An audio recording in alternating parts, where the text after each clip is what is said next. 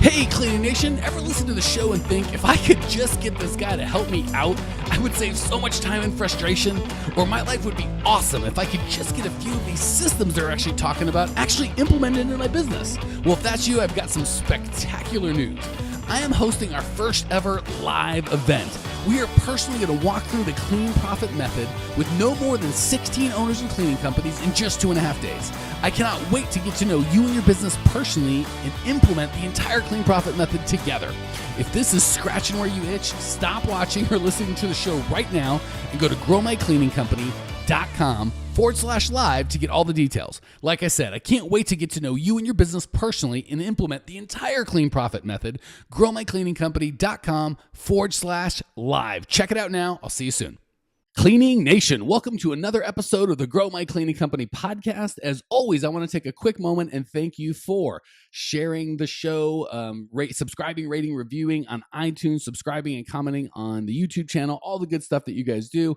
If you're listening to the podcast, check out the YouTube channel. If you're watching us on YouTube, check out the Facebook group where we've got thousands of other owners of cleaning companies ready to connect with you. No matter where you're at, go to growmycleaningcompany.com for the latest and greatest of everything we have to offer to help you grow your cleaning company. Today, we are chatting with Erica Bloom Payson from Bloom and Clean.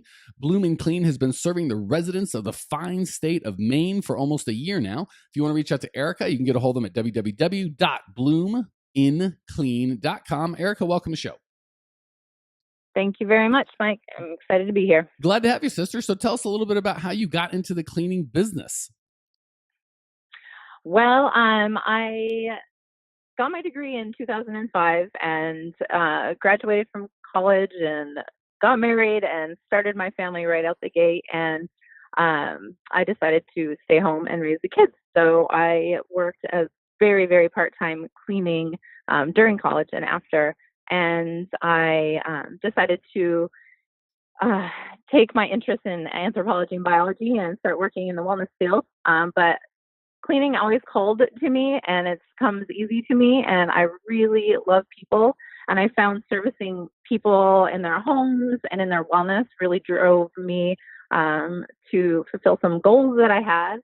And so my business is flourishing and I've got one employee and I love it. Well, that is awesome. And I love how you kind of took a couple of things that you are interested in / love and wrapped them all up into a business that ideally makes you some money and helps support your family. Absolutely. All right, cool. What's shaking in your world today that hopefully I can help the cause here? Well, I am growing right now, and I am realizing that there's a lot of jobs going on in the one company, and I'm trying to juggle everything. And my one employee is amazing, and she's been with me from the beginning. I am contemplating making her part owner, or I'm not really sure what I can do to keep her around because she is absolutely a valuable employee, and I want to keep her. So I'm not quite sure how to do that financially and what would be the best way to do it. All right. So what I hear you saying is you've got one employee that you love. She's been around forever, super loyal, and you want to know thoughts or ramifications, good or bad, for giving ownership to that person. Did I catch your question or did I make something up? Nope, you got that question. All right, perfect. Well, let's dive in because I've got a lot. It's funny. After 300 podcasts, I always think we're going to run out of new stuff to talk about. And I don't think we've ever done a show on this. And yet I get questions about it all the time. So glad that you asked. I promise you we're going to get you some value. But there are lots of listeners out there that have the same question, if not now, or, kind of like, yeah, that's something I thought about doing in the future. So let's dive in and really just settle that. So first and foremost, I am not a fan of getting ownership to cleaners. If I'm gonna partner with someone, because I don't even like ownership, I like partnering, right? So giving ownership is if you're a huge company, like publicly traded companies, right? And then the clear exchange is I want your money in exchange for ownership in the company, right? There's no, like, if I buy IBM stock, they're not going to call me and be like, hey, Mike, can you man the phones this week? Or it's none of that. It's just you give me money and I will give you a share of my company. Obviously that doesn't sound like what you are looking to do, correct? You would like to give her ownership in exchange for some sort of hopeful contribution to the company, right? Absolutely. Okay, cool. So we want to be clear on that. There's ownership for money, which is not what you're asking about, and there's ownership for performance, which is, I think, if I give you a piece of the pie, you'll perform better than if I just ask you nicely. Fair so far? Yes. Okay, cool. Definitely. So I'm not a fan of, so if I'm doing that, I'm going to look for someone that's got a very specific skill and a skill that I don't have. The skills I've heard this woman having are cleaning and loyalty.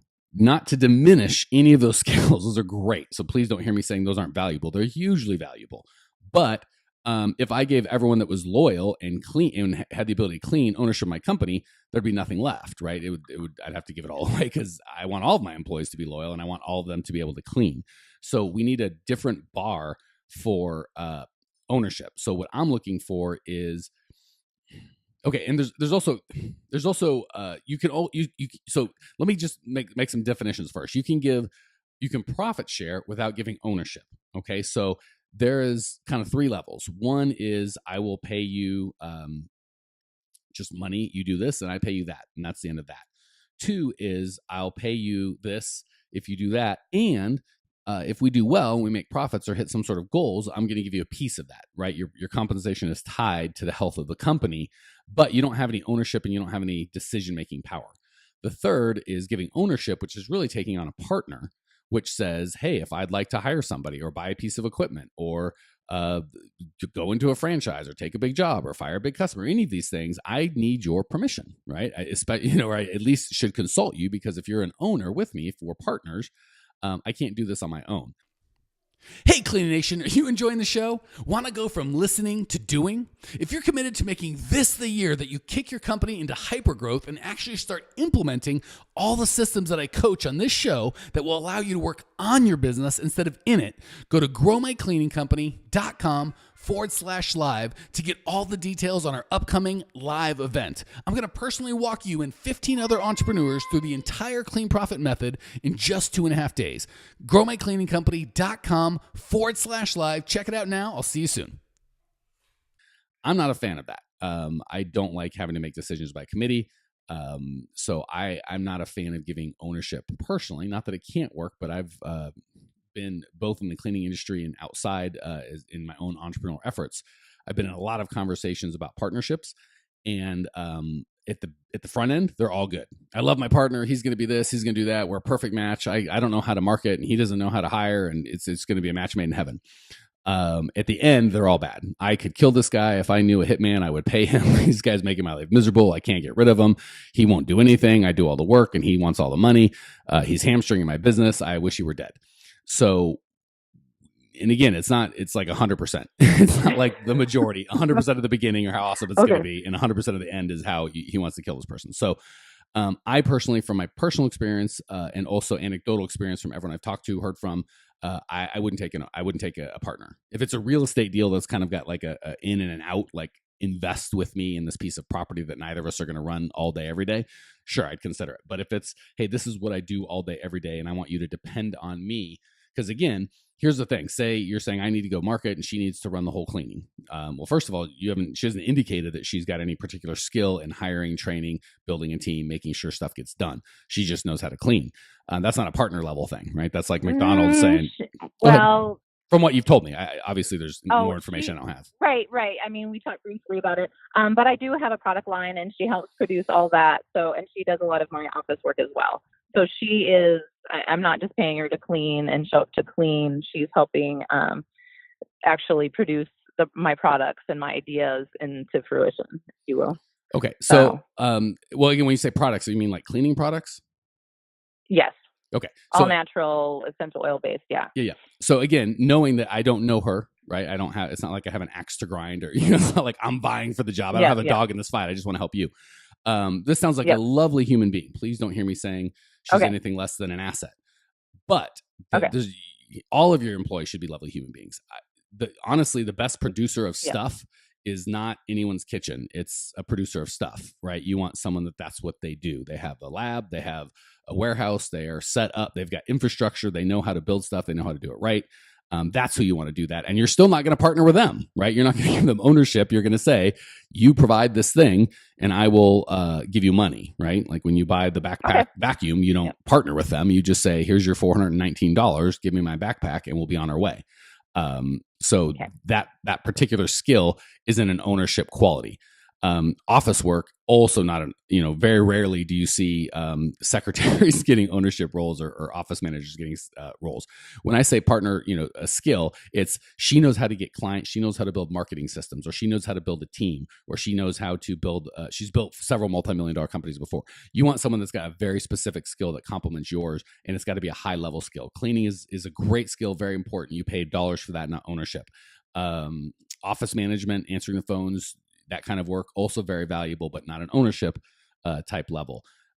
Physically producing products, that's not even an employee, that's a vendor, right? You find a vendor that's very good at that and you have them build it, right? Like, Cold Stone Creamery isn't like, when he started, he didn't be like, I make the best ice cream, or my buddy Fred makes the best ice cream, I'm going to pay him, right? He went to a place that you pay that they're experts in making ice cream. So all that to say, I would not give ownership. And we get this when we're first starting. A lot of times we get an employee and they're so kind, and especially when we get our teeth kicked in by other employees that just quit and lie and cheat and steal. And then we've got this one shining knight who is amazing, and we want to show them how much we love them. I'm okay with performance-based pay. Hey, if the company makes a bunch of money, you're going to make some more money, right? I'm going to give you above and beyond, but that's not ownership, right? She can't say, no, we're not going to buy that. We're not going to do this. We're not going to do whatever, right? Like, you don't want too many cooks in the kitchen. So I would definitely, at the skill level that she's at and the skill set that she's bringing, I would not give ownership.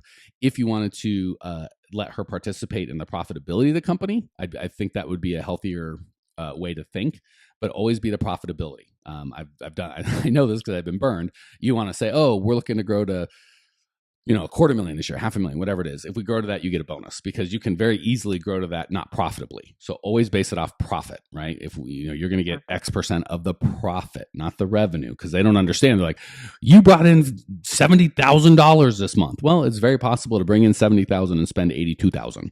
And then on top of that, to have employees saying, and where's my bonus, is mind numbing. So I guess the long story short for this feedback would be, if you're going to partner, which I wouldn't recommend, find someone that's got a very specific skill set, and that skill set needs to be high level, either building teams, acquiring clients, creating systems. They've built a business that looks like the business that you want to build, something that's a rare skill. Someone that can clean, not rare. Lots of people can clean. Someone that can answer phones, not rare. Someone that can manufacture goods, also not rare. So those are not partnership type stuff. Once you go, okay, well, I don't want to partner, but I still want to treat this lady special. I like surprise and delight. As soon as you tell them, if we do X, you will get Y, that is part of their compensation, not anything special. I'd rather have it in my head and say, hey, we did great. I love you. Here's a bonus that you didn't expect. That's a gift, right? If I tell you, hey, Erica, this Christmas, I'm going to give you $1,000 cash. When the time Christmas comes, you're going to, hey, where's my $1,000, old man? You said it was going to happen. Chip, chop, chip, make all the money. If out of nowhere, I just wrapped up $1,100 bills, wrapped them up and said, hey, Erica, I just care about you as a human being and I wanted to do something nice, you're going to feel fantastic. So all that to say, I would much rather pay based on performance. If you must, that performance should be net profit. Even better, just give in your mind, decide if we do this or that, or we hit this milestone, I'm going to give a bonus, or tell them about a small part of the bonus and give them a bigger bonus as a surprise. Did that answer your question in full? Yes, I would say you answered that. You're like, more than in full. I wanted to shut up 10 minutes ago, but you kept talking. No, I always listen to you. I like it when you talk. All right, fantastic. Good. The podcast will live to fight another day. All right, well, let's turn the tables a little bit, and we'll see if we can have you talk a little bit. And I know in your short experience, you've got some experiences and things that can help the rest of Cleaning Nation. So I'm going to ask you a couple questions and give you the opportunity to share what you know. Sound good? Sounds good. Beautiful. Question number one. What's the best piece of advice you've ever received? This could be personal or professional, just anything that has made your life a little better or easier. Set a goal and take little steps every day to achieve your goal. Okay. I love it. If everyone just did that, I think Yeah, I have nothing to add. That's fantastic. Let's turn the corner, flip the coin. What's the biggest mistake you've made in the cleaning business? Maybe you can help save some other people from making that same mistake. I think right now I'm transitioning out of it, but time blocking. I'm trying to juggle everything as well as the family, the kids, everything, and cleaning. And I need to time block better. And I suggest other people doing that too. Yes, that will kill you. And it sounds like you're a Clean Profit Method member, because most people don't use the word time block. And I think that's for people interested. I think that's step 1, module 3, Clean Profit Method. And yes, absolutely, getting control of your time as an owner is probably one of the most valuable skills you can do as an owner, as a parent, as a human, anybody. All right, last question. What's one idea Cleaning Nation can put into practice that's easy, something easy to implement, not something big and hard that it's going to take 2 weeks, something they can implement this instant that will improve their lives or their business, even if just a little bit? Probably do something that you are uncomfortable doing every day. If it's exercise or if it's calling somebody that you need to follow up with but you're not comfortable with, doing something that makes you feel a little uncomfortable so you can be a better person. Erica, you are wise beyond your years. I couldn't agree more with that. Success is almost always on the other side of an uncomfortable conversation. Well said. Thank you so much for joining us. Thank you for sharing your passion, your desire to grow, your questions, your comments. I appreciate you. I know Cleaning Nation appreciates you. Cleaning Nation, if you want to check out Erica's show notes page and the special video I made and basically all the good stuff we have, every tool we have to grow your cleaning company, it's growmycleaningcompany.com. Check it out now. I will see you there. Congratulations! You are now 16% smarter. Still can't get enough cleaning goodness? Go to www.growmycleaningcompany.com for more of the good stuff. Ever want to be rich and famous? Owners of cleaning companies as well as industry experts can apply to be featured on the show by emailing our producer Natalie at support@growmycleaningcompany.com. Until then, don't miss out on all the latest cleaning industry lovin' at www.growmycleaningcompany.com. Check it out now.